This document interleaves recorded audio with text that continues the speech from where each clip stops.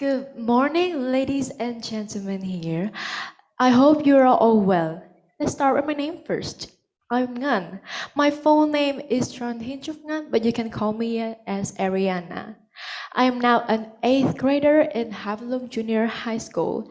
And as you can see on the screen today, the topic which I'm gonna present to you today is how music and English have changed my life. And my talk today will be in 5 parts. The first part, I'm gonna talk about myself, but from my past. In the next part, I'm gonna talk about my musical journey. The third part is about my English journey. After that will be when I realize the truth. And finally, I'm gonna talk about myself now, a better version of the old me. And now let's jump into first portion of my speech, which is about my me but before.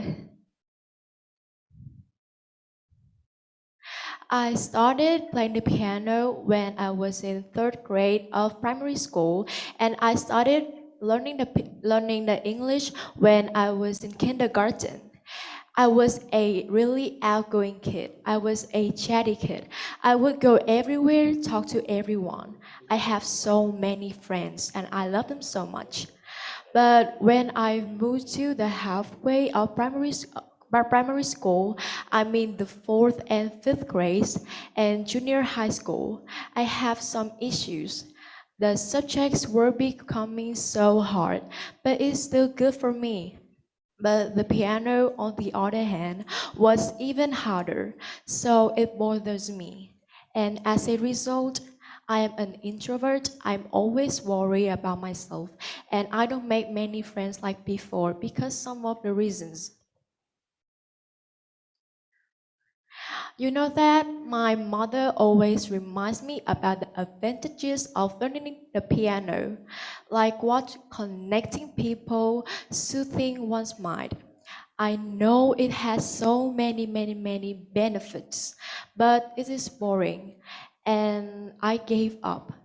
I took a year off from playing the piano, but after that, my mom insisted I have to practice it again, so I do it. But that time, you know what? It's not that bad as I thought. It is really good. I practiced so hard. I joined competition and won prizes. I was overjoyed. After a while, my mom and I decided that I need to practice more diligently so that I can perform well and enroll in the Ho Chi Minh City Conservatory of Music. And that's also my big goal now. And you have heard about my musical journey. Next is my English journey, and with me, this journey is really memorable and wonderful. I adore the English language when I first met this world. I watch cartoons in English, I self-talk in English, I do everything in English. And my parents also love English too. So they spend a lot of money for me to have chances to study it. My teachers are really proud of me also. And I will try my best to not make my teachers and parents or people around me feel proud about me. And I will improve my English as much as I can. And for the next part is when I realized the truth. Everything went really well until I realized that how fast I'm maturing.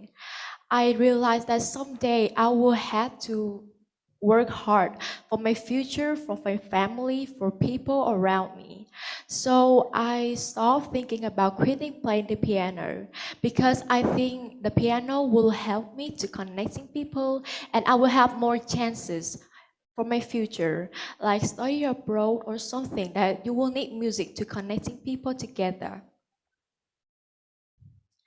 And study hard will make my family financial situation more better. And my parents don't have to think much about the financial anymore. And me now. So after going through so much, I'm gradually completing myself. From a girl who always feel pessimistic about anything, I'm going, and I'm fighting the bright side of everything. I'm not too worried about the conditions I'm in anymore. I have learned to think about everybody around me. I have think about my future more and more. And I know my limitations, and I'm gonna maximize my strength. And let me introduce you. This is my 9-year goal timeline.